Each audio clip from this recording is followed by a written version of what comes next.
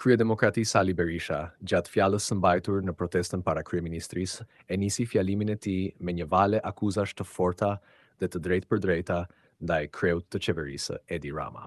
Me një ton të ashpër dhe të vendosur, Berisha theksoi se qeverisja aktuale ka braktisur qytetarët në momentet më të vështira, veçanërisht ata që përballen me probleme shëndetësore. Sipas tij, Rama i lë të sëmurët nëpër spitale pa medikamente dhe pa kujdesin minimal që shteti duhet të ofrojë, ndërkohë që vetë shpërdoron paratë publike në mënyra të paarsyeshme dhe të pashpjegueshme.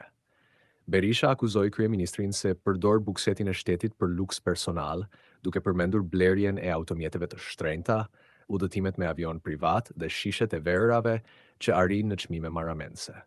Sipas tij, këto veprime tregojnë shkëputjen totale të Ramës nga realiteti i qytetarëve të zakonshëm, të cilët përballen çdo ditë me mungesa të theksuara në sistemin shëndetësor, duke qenë të detyruar të kërkojnë medikamente me shpenzimet e tyre.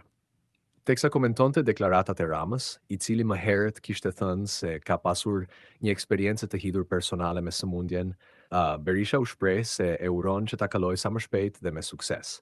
Megjithatë, ai nuk nguroi të theksojë se kryeministri nuk mund ta përdorë përvojën e tij të vështirë si justifikim për braktisjen e mira pacientëve nëpër spitale, të cilët, sipas Berishës, s'kan as minimumin e ilaçeve të nevojshme.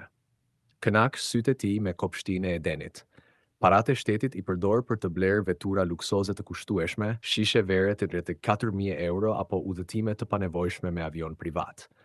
Parati transporton ai me avionin e tij të preferuar, ndërsa për të sëmurët nuk mbetet asgjë. Për ta, mbetet vetëm dënimi i sëmundjes dhe mungesa e shpresës, u shpreh Berisha gjatë fjalimit.